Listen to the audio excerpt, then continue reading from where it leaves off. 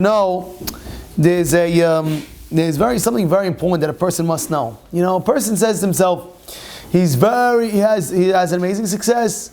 So he writes over here, this is the Chol Levot says.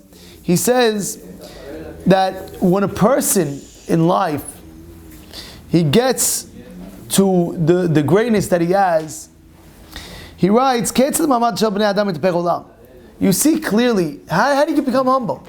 A person's very successful, yeah, Joe, yeah? A person's very, very successful. And you see the guy, you remember this guy who was your classmate. And all the teachers said, this is the guy, he's going to be a zero. And then this zero became the biggest guy in the whole world. And you're like, oh, this guy was my classmate. We used to, you know, whatever, give him whatever it is. He used to shamble him in school. We used to kill him in school. And now this is the guy. So he says, how is this person going to stay humble? So he writes over here, you see in the world,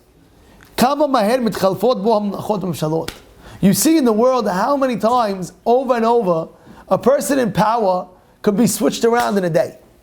How many people that you see in your life, that one day this person's on the top of the world, and it could be the very next day, he could be on the bottom of the world. It could be.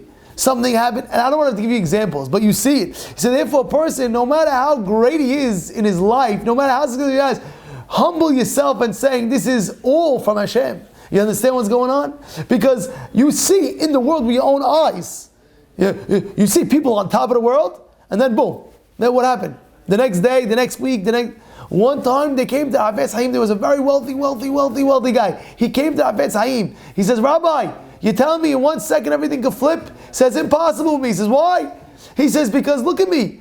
I have business cross country around the world. This is what he came. He came to Havetz Haim and says, if this gets hit, I have this business. If that gets hit, I have that business. And he started naming all the companies, boom, boom, boom, he has all over the world.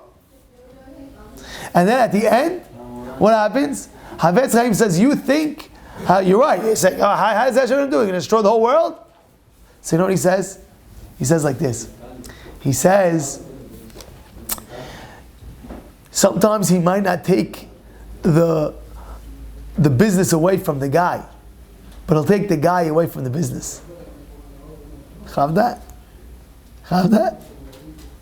Don't try to beat Hashem. Don't say, oh, it's impossible. I have business all over the world, and therefore I'm good. You always need him. Have a good day.